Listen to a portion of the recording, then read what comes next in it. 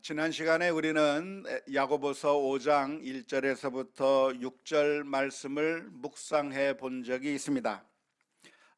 야고보서 5장 1절에서부터 6절까지의 말씀은 부자들에 대한 하나님의 심판이 있을 거라고 하는 경고의 메시지였는데요. 이 본문의 말씀은 모든 부자들에 대한 경고의 말씀이라기보다는 불법을 저지르면서 믿음의 사람들을 압제하고 착취할 뿐만 아니라 조롱하고 있는 불신 부자들에 대한 경고의 말씀이라고 제가 설명을 드린 바 있습니다. 단순히 부자에 대한 말씀이라기보다는 악을 저지르면서도 승승장구하는 것처럼 보이는 자들을 향한 말씀이죠. 하나님을 거부하고 그리고 성도들을 박해하고 착취하는 그런 악한 부자들에 대한 말씀이라고 볼 수가 있는데요. 그들은 지금 아주 잘 나가고 있는 겁니다. 승승장구하고 있는 것 같습니다. 그런데 그렇게 승승장구하고 있는 것 같은 자들을 향한 하나님의 메시지가 무엇이었습니까? 그 승리가 영원히 계속되는 것이 아니라 끝이 있을 것이다, 하나님의 심판이 있을 것이다 라고 하는 말씀을 우리가 지난 시간에 살펴본 적이 있습니다. 오늘 우리가 읽은 야고보서 5장 7절에서부터 11절의 말씀은 바로 그러한 사실에 바탕을 두어서 우리 성도들을 향해서 주시는 권면의 말씀입니다. 성도들을 향해서 뭐라고 권면하고 있습니까? 오늘 말씀을 보면 인내하라, 참으라 권면하고 있습니다. 인내하는 자가 복이 있다고 가르쳐주고 있는 것이죠. 야고보서 5장 7절 8절 말씀 이렇게 기록되어 있습니다. 그러므로 형제들아, 주께서 강림하시기까지 길이 참으라. 보라, 농부가 땅에서 나는 귀한 열매를 바라고 길이 참아 이른 비와 늦은 비를 기다리나니 너희도 길이 참고 마음을 굳건하게 하라. 주의 강림이 가까우니라. 마치 농부가 열매를 얻기 위해서 기다리듯이, 씨를 뿌릴 때는 땅바닥에 아무것도 보이지 않아요. 씨를 땅에 심어 놓으면 흙만 보이지 씨가 보이지 않습니다. 그런데 기다리다 보면 그 땅에서 싹이 솟아나는 것을 보게 되는 것이고, 그 연약한 싹에서 무슨 열매가 있을 수 있겠는가 생각이 되었는데, 그것이 자라면서 비를 맞고 해를 맞으면서 자라나다가 결국 때가 되면 열매를 맺는 것이죠. 시간이 지나면 열매를 맺는 그 열매를 농부가 알기 때문에 인내하고 기다리게 되는 것입니다. 이와 마찬가지로 우리 성도들은 어떻게 해야 하는가? 마음을 강하게 먹으면서 참고 기다리라 하는 것이 오늘 본문에서 우리들을 향해서 주시는 권면의 말씀입니다. 농부가 참고 기다리게 되면 열매를 맺게 되듯이 결국 하나님께서 악인들은 심판하시고, 그리고 성도들의 눈에서는 눈물을 닦아주시고 억울함을 풀어주시고, 그리고 우리가 수고하며 애쓴 그 선한 일들에 대해서는 하나님께서 보상해 주실 그 날이 있기 때문에 지금 당장 악한 자가 승리하는 것처럼 보이고, 믿음의 사람들은 고난을 당하는 것처럼 보이고, 억울한 일이 계속되는 것처럼 보이는 이런 황당한 상황 가운데서도 참고 기다리며 믿음을 가지고 있으라 하는 것이 오늘 본문에서 우리 모두를 향해서 주시는 권면의 말씀입니다. 사람들은 흔히 어려운 일을 만나게 되면 세 가지 F 반응을 보인다고 합니다. 그 세 가지 F 반응이 무엇이냐면 첫 번째는 fight죠. 싸우는 반응을 보이는 겁니다. 두 번째는 fear, 두려움입니다. 세 번째는 flight, 도피하는 것이죠. 도망가는 반응입니다. 먼저 첫 번째로 우리는 싸우는 반응을 보일 때가 얼마나 많은지 모릅니다. 어떤 어려움을 당하게 되면 그 어려움과 더불어 싸워 이긴다고 한다면 좋겠지만, 안타깝게도 그런 어려움을 당할 때 우리가 제일 먼저 보이는 반응이 무엇이냐면 동료들과 싸워요. 같은 편끼리 싸우는 겁니다. 남편과 아내가 서로 싸우게 되는 것이죠. 어떤 어려움이 오게 되고 재정적인 문제가 생기고 자녀들 때문에 문제가 생기면 서로가 서로를 원망하면서 남편과 아내가 싸우는 일들을 보여주게 되는 것입니다. 그게 바로 죄성으로 가득한 우리 인생들이 보여주는 일반적인 반응이라고 할 수가 있습니다. 서로 책임을 상대방에게 떠넘기면서 예전에 그랬으니까 우리 아이가 이렇게 잘못되었다고 남편을 원망하고, 아내가 잘못한 것을 지적하며, 그래서 서로 원망하는 가운데 그 가정은 깨어져 버리는 경우가 있는 것입니다. 공동체도 역시 마찬가지인데요. 공동체가 어떤 어려움을 겪게 된다고 한다면 그때부터 지도자를 향해서 원망하고 불평하기 시작하는 겁니다. 함께 힘을 모아도 힘들고 어려운 것인데 서로 같은 편끼리 서로 욕하고 비난하면서 싸우면서 자중질환이 일어나게 되는 경우를 우리는 우리 주변에서 얼마나 많이 경험하게 되는지 모릅니다. 그런데 바로 이것이 사탄이 노리는 모습이라고 할 수가 있겠습니다. 이스라엘 민족이 애굽 땅에서부터 나와서 홍해 바다라고 하는 암초를 만났을 때였습니다. 앞에는 홍해 바다가 가로막혀 있어서 도무지 건널 수 없고, 뒤에는 애굽 군대가 추격해 와서 이제는 도간에 갇힌 쥐처럼 되게 되었을 때 이스라엘 백성은 그 순간에 모세를 향해서 원망하기 시작해요. 모세를 향해서 원망하기 시작하는 겁니다. 모세를 원망하면 문제가 해결되는 것이죠. 해결되지 않아요. 모세를 원망한다고 해서 전혀 해결이 되는 것이 아닌데, 놀랍게도 이스라엘 민족은 그 순간에 모세를 향해서 원망하는 일을 하기 시작하는 겁니다. 싸우기 시작하는 겁니다. 하나님께서 우리를 부부로 붙여주신 이유가 있다고 한다면, 혼자 살아가는 것이 좋지 못하고 남편과 아내가 함께 만나 살아가게 만드신 이유가 있다고 한다면, 힘들고 어려운 일이 있을 때 서로 위로하고 격려하게 만들기 위해서입니다. 서로 원망하고 비난하게 하는 것보다는 그런 일을 하라고 같이 있게 만든 것이 아니라 서로 낭망하고 있는 배우자를 향해서 위로해주고 격려하며 힘을 북돋아 주라고 함께 만나게 만들어 주신 것이죠.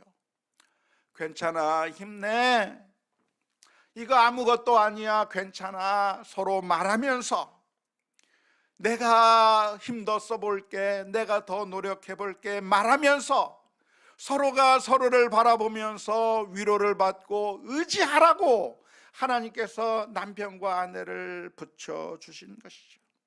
한 사람이 넘어지면 일으켜 세우고, 한 사람이 병에 걸리면 간호해주고, 어려운 일이 있으면 함께 도와서 함께 그 어려움을 극복해 나갈 수 있게 만들기 위해서 하나님께서 남편과 아내로 붙여주신 것이라고 할 수가 있겠습니다. 하지만 사탄은 우리들의 죄성을 자극시켜서 정말 위로가 필요하고 사랑과 격려가 필요한 사람을 향해서 비난하고 원망하고 싸우게 만드는 일이 있는 것이죠.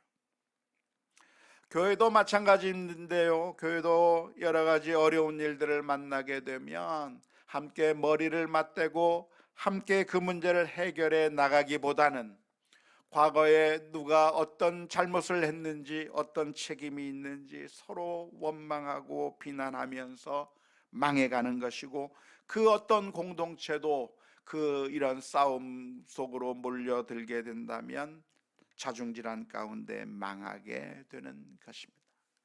싸우게 된다고 하면 문제가 해결되는 것이 아니라 오히려 기운만 빠지는 것일 수밖에 없는데, 놀랍게도 우리는 어떤 선택을 하는가?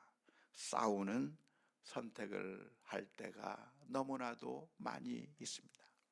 오늘 읽은 야고보서 5장 9절 말씀은 그러니까 이렇게 권면하고 있습니다.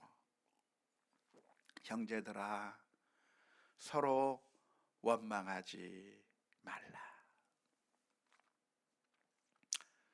원망하지 말라. 문제가 있으면 원망하지 말라. 그리하여야 심판을 멸하리라. 보라, 심판주가 문 밖에 서 계시니라 라고 말씀해주고 계십니다. 두 번째로 우리들이 보여주는 일반적인 반응이 있다고 한다면 그것은 두려워하는 반응입니다. 무서워하는 것이죠.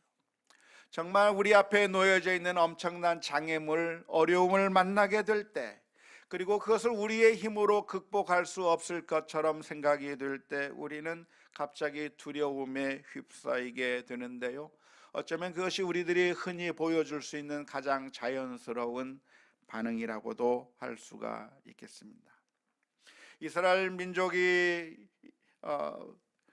힘들고 어려운 일을 만나게 될 때 두려움 가운데 빠지게 되었습니다. 가나안 땅을 정탐했던 12명의 정탐꾼들 가운데서 10명의 정탐꾼들이 돌아와서 보고하기를 우리는 저 가나안 땅을 싸워서 이길 수 없다고 이야기했습니다. 그때 이스라엘 민족들은 그 정탐꾼의 말을 듣고 두려워하기 시작했습니다. 저 가나안 민족이 너무나도 커 보여서 그 강한 군사들을 보고 더 이상 그들과 싸울 수 없다고 하는 생각 때문에 두려운 마음이 든 것이죠. 엘리사 선지자를 공격하기 위해서 아람 민족이 도단성을 에워싸게 되었을 때 엘리사의 종은 그 둘러싼 군인들을 바라보면서 무서워하기 시작했습니다. 선지자여, 어떻게 하면 좋습니까? 큰일 났습니다. 우리 성을 저 아람 군대가 둘러싸고 있습니다. 그 군대들을 바라보면서 두려움에 휩싸이게 된 것이죠. 예수님과 함께 호수를 건너려고 했던 그 제자들은 그 호수 가운데 풍랑이 일게 되는 그 순간이 되었을 때, 그래서 그 바다 가운데 빠져 죽게 되었을 때 두려운 마음이 들게 되었습니다. 풍랑을 바라보게 될 때 이제는 꼼짝없이 물에 빠져 죽을 수도 있겠다고 하는 그 두려움이 그들에게 엄습하게 되었을 때 그들은 두려운 마음이 들기 시작했던 것이죠. 어쩌면 이것이 우리들이 만나게 되는 가장 자연스러운 반응일 수가 있겠지만, 하지만 결코 바람직한 반응은 아닙니다. 전후 좌우가 다 막힌다고 할지라도, 모든 면이 다 꽉 막힌다고 할지라도 우리는 하나님을 볼 수 있어야 되고, 군인들만 볼 것이 아니라 우리를 에워싸고 있는 저 천군 천사들을 바라봐야 하는 것이고, 가나안 땅에 정탐했던 그 12명의 정탐꾼들 가운데 10명의 그 정탐꾼들의 말만 들을 것이 아니라 하나님의 약속을 기억해야 되는 것이죠. 하나님의 약속은 허허벌판 아무것도 없는 곳으로 인도하겠다고 말씀하신 것이 아니라 그곳에 가나안 민족이 있고 브리스 족속이 있고 암몬 족속이 있고 모든 민족들이 있는 그 땅으로 하나님께서 인도하셨다고 했으니까, 그곳에 장대한 민족이 거주하고 있다고 하는 사실을 보면서 하나님이 약속하신 땅이구나, 하나님의 약속을 생각했어야 하는 것이죠. 제자들이 그 갈릴리 호수에 배를 타고 가다가 풍랑이 일어났을 때 그 풍랑만 바라볼 것이 아니라 예수님께서 하셨던 말씀을 기억해야 되는 것이죠. 우리가 함께 건너가자라고 말씀하셨던 그 예수님의 말씀을 기억하면서 두려움을 이겼어야 했을 것인데, 우리들은 너무나도 연약해서 조금만 어려움이 있으면 두려움의 반응을 보일 때가 있습니다. 시편 42편 5절 말씀에서는 이렇게 기록합니다. 내 영혼아 내가 어찌하여 낙심하며 어찌하여 내 속에서 불안해하는가. 너는 하나님께 소망을 둬라. 그가 나타나 도우심으로 말미암아 내가 여전히 찬송하리로다.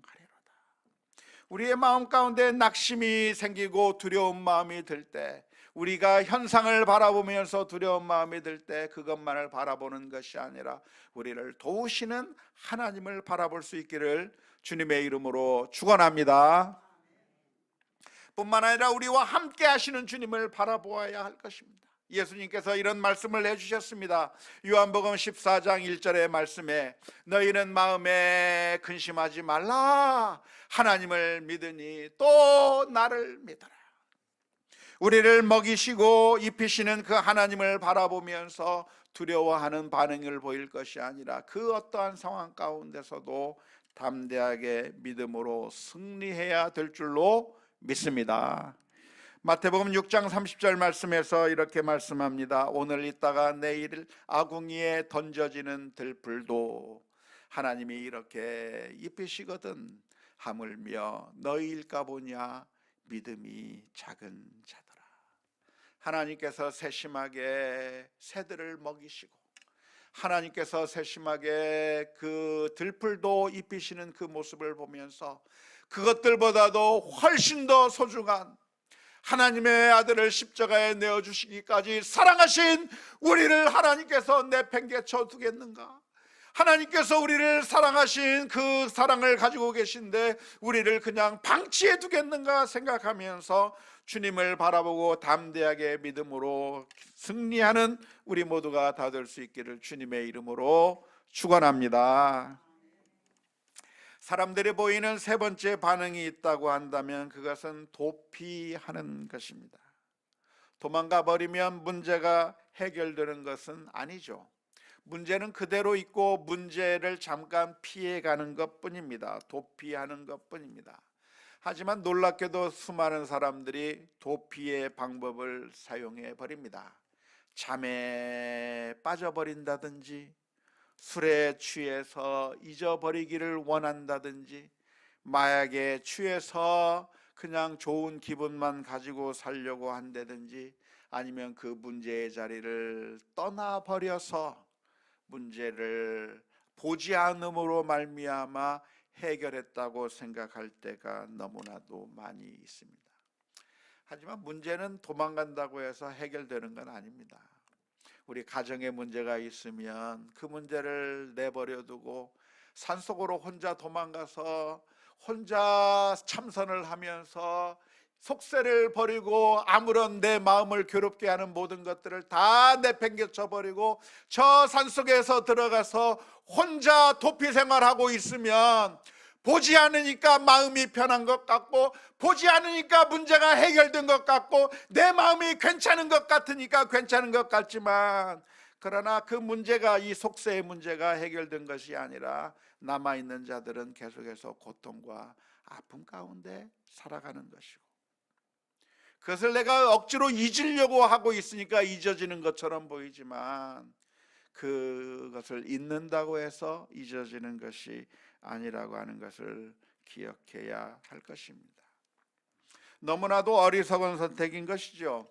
도피는 문제를 해결하는 것이 아니라 사실은 더 크게 만드는 것이고 그 자리를 떠나가 버리면 문제가 안 보이는 것 같아서 행복한 것 같지만 사실은 그렇게 도피해 버려서 해결되는 것이 아니라 문제는 대면하고 그리고 그것을 복음으로 해결하고 그리고 화해하고 사랑으로 감싸고 회복시키는 것이 바른 해결책이라고 하는 것을 기억해야 될 줄로 믿습니다.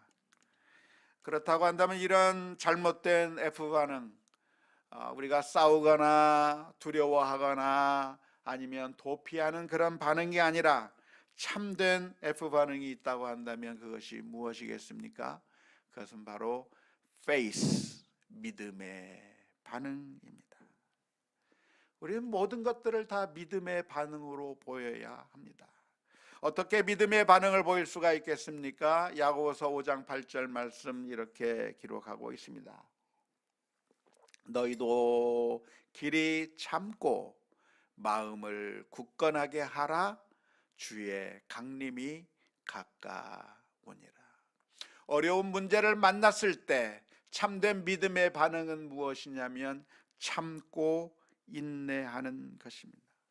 어떻게 우리는 인내할 수가 있겠습니까? 그것은 하나님의 심판이 있기 때문에 그렇습니다.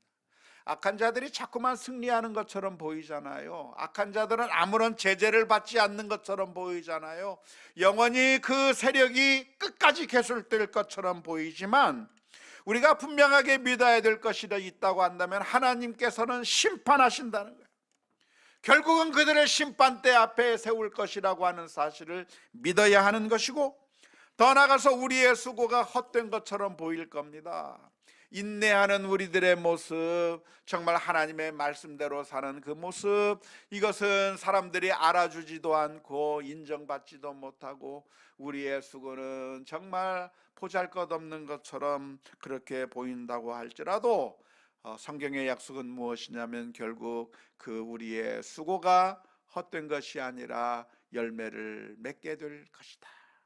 갈라디아서 6장 9절의 말씀에 기록하고 있는 것처럼 우리가 선을 행하되 낙심하지 말지니 포기하지 아니하면 때가 이름에 거두리라고 하는 말씀을 기억하면서 인내해 나가다가, 농부의 인내를 배우다가 인내하는 가운데 믿음의 승리를 해 나가는 우리 모두가 다 될 수 있기를 주님의 이름으로 축원합니다. 그런데 이런 인내의 싸움은 나 혼자만 하는 게 아닙니다.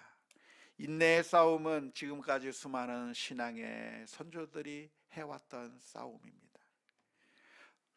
수많은 믿음의 선조들은 어려운 일들을 만나지 않아서 믿음을 잘 지켰던 것이 아니라 지금까지 수많은 믿음의 선조들도 정말 많은 어려움을 겪어왔습니다. 하지만 그런 어려움을 겪었을 때 믿음의 인내를 해왔는데요, 첫 번째는 우리가 그런 선지자들을 바라보아야 하는 겁니다. 믿음으로 인내했던 선지자들을 바라보아야 되는데 야고보서 5장 10절 말씀에서 이렇게 기록합니다. 형제들아, 주의 이름으로 말한 선지자들을 고난과 오래 참음의 본으로 삼으라. 선지자들은 정말 힘든 상황 가운데서 사역을 했어요. 선지자들은 정말 완고한 이스라엘 민족들 가운데서 사역을 한 것이죠. 하나님의 말씀을 가지고 이스라엘 민족 가운데 선포하는 겁니다. 하나님의 말씀을 전파하는 겁니다. 하지만 하나님의 말씀을 전파할 때 이스라엘 민족은 귀를 닫아버리고 전혀 그 선지자의 말에 귀를 기울이지 않았습니다. 하나님의 말씀을 선포할 때 환영하고 박수 쳐준 것이 아니라 그 선지자들을 감옥에 가두었습니다. 전혀 반응이 없고 오히려 고난만 당하는 그런 선지자들이 아무런 열매가 보이지 않고 아무런 회개의 반응이 보이지 않아서 그래서 낭망스러울 상황밖에 없었지만, 그러나 그 상황 가운데서도 선지자들은 참고 인내하며 믿음을 지켰던 것인데, 그런 선지자들의 모범을 우리가 모범으로 삼아서 믿음을 지켜야 될 줄로 믿습니다. 야고보서 5장 11절의 말씀에서도 이렇게 말씀하고 있는데요, 보라, 인내하는 자를 우리가 복되다 하나니 너희가 욥의 인내를 들었고 주께서 주신 결말을 보았거니와 주는 가장 자비하시고 긍휼히 여기시는 이시니라. 어쩌면 욥이 가장 큰 고난을 당한 사람이라고 말할 수 있을 겁니다. 믿음을 가지고 살다가 욥처럼 고난을 당한 사람을 찾기는 어려울 겁니다. 모든 재산도 잃어버렸고 자녀들도 잃어버렸고 그리고 육신마저도 완전히 망가져버린 그 상황 가운데서 그 욥이 당한 그 엄청난 힘들고 어려운 고난의 상황 가운데서 욥은 인내하고 참았던 것이죠. 그 참고 힘들게 살았던 믿음의 길이 그런데 결국은 하나님께서 어떻게 해주셨는가? 하나님께서 그 욥에게 회복시켜 주는 것을 욥기서의 말씀 가운데서 읽게 되는 것입니다. 이들의 이야기가 성경에 기록되어 있는 이유가 무엇이냐면 우리로 하여금 그 이야기를 읽고 보고 배우며 우리도 욥의 인내를 본받아 믿음으로 승리하라고 기록된 것이라고 할 수 있습니다. 우리가 인내해야 되는 이유가 무엇입니까? 그것은 우리의 인내가 헛된 것이 아니라 결국 소망 가운데 열매를 얻게 될 것을 믿기 때문인 줄로 믿습니다. 사랑하는 성도 여러분, 믿음으로 사는 것은 지금까지 한 번도 쉬어본 적이 없습니다. 믿음으로 사는 것은 십자가의 길이고 믿음으로 사는 것은 정말 고통스러운 일일 수밖에 없습니다. 믿음이 아닌 길로 간다고 하면 쉬워요. 넓은 길이에요. 그냥 내가 하고 싶은 대로 세상이 원하는 방식대로 살아가기만 하면 되기 때문에 쉽고 간단한 겁니다. 하지만 믿음의 길은 어떤 길입니까? 어려운 길이에요. 고난을 당해도 원수를 갚을 수가 없어요. 어려운 일을 당해도 내가 원망할 수 없어요. 믿음의 길이라고 하는 것은 정말 힘들고 어렵고 고통스러운 길일 수밖에 없는 겁니다. 하지만 그 믿음의 길을 우리가 참고 인내하며 승리해야 되는 이유가 무엇이냐면 결국에는 하나님께서 그 인내를 보시고 인정해 주시고 갚아주시며 믿음을 지키는 자들 가운데 생명의 면류관이 약속되어 있는 줄로 믿습니다. 오늘 새벽에 아주 좋은 소식이 들렸습니다. 라리가에서 뛰고 있는 이강인 선수를 혹시 아십니까? 성경 얘기를 하면 반응이 없는데 축구 선수 얘기를 하니까 반응이 좋네요. 그 이강인 선수가 시즌 2번째 골을 성공시켰어요. 아침에 일어났더니 그 뉴스가 뜨는 것을 보았습니다. 수비수 3명을 한꺼번에 제치고 그리고 골을 차서 골이 성공되기 어려운 각도에서 정말 골을 넣기 어려운 그런 상황 가운데서 골을 차서 골을 시켰는데 그래서 결국 역전승의 주인공이 되어서 2대1로 이강인 선수가 소속된 마요르카가 승리를 했습니다. 그런데 상대 여기 하면 하면 해도 됩니다만은 아무튼 그 상대 팀이 누구냐면은 이강인 선수가 원래 있었던 옛날 친정 팀이에요. 발렌시아라고 하는 팀과 적이 되어서 만나서 경기를 했는데 그 친정팀, 자기를 방출해버린 그 팀을 향해서 어쩌면 시원하게 복수하는 골을 이강인 선수가 넣었던 겁니다. 그런데 그 이강인 선수가 골을 넣고 기쁨의 세레머니를 하지 않았어요.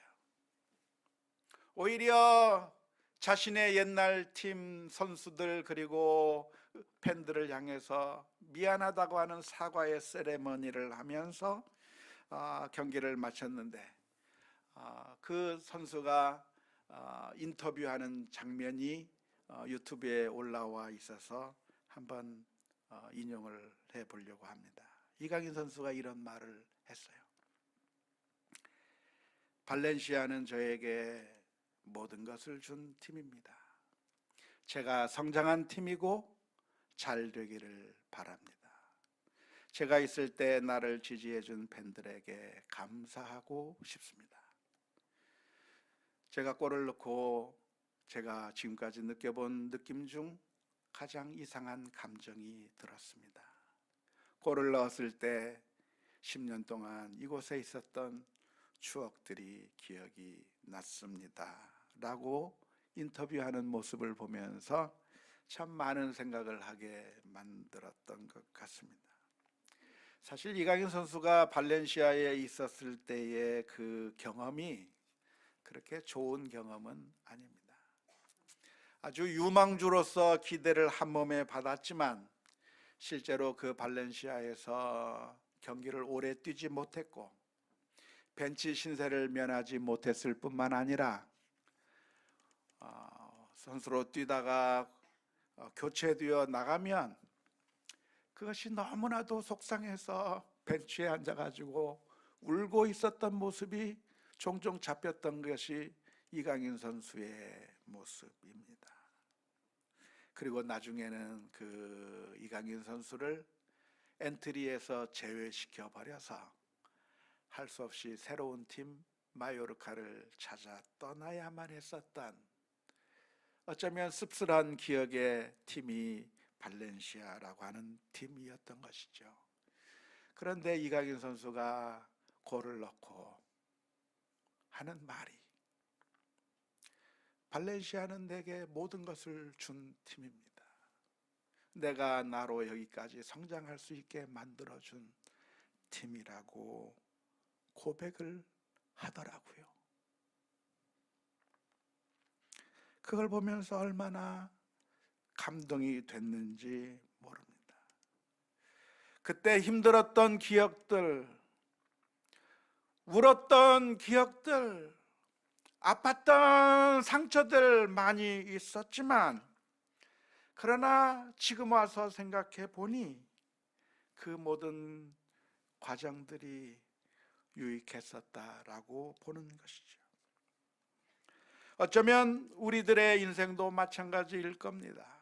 지금 고난의 한가운데 있다고 한다면, 어려움의 한가운데 있다고 한다면, 도대체 왜 내게 이런 문제가 생기는지, 도대체 왜 나에게 이런 어려운 일이 생기는지 우리가 이해할 수 없을 것 같아요. 하지만 분명한 것은 무엇입니까? 우리의 인생의 퍼즐 가운데 그 어느 한 짝도 결코 무의미한 퍼즐은 없는 것이고, 우리의 인생은 그 모든 퍼즐들이 다 맞춰져야 되는 것이죠.